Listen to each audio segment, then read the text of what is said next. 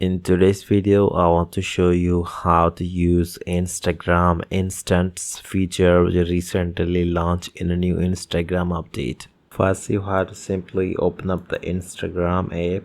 Here you have to simply tap on the Instagram DM message option. So at the right side you notice that there's a little new plus option. You have to simply tap on this one. So basically this is the new instant feature which recently launched on Instagram. So the main objective of this feature is to share the real images to your Instagram friends without using any filter. So you can capture live moments with the help of these instant feature.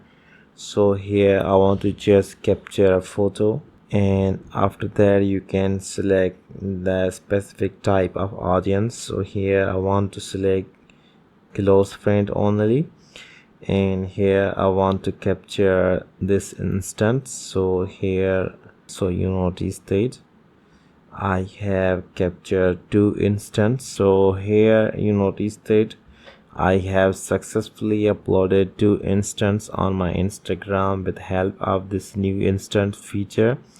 So only close friend can see my instance. So in this way you can easily use the instance feature on Instagram. I hope you enjoyed this video. If you find this video helpful for you, then please like, comment and share this video. Thank you so much for watching.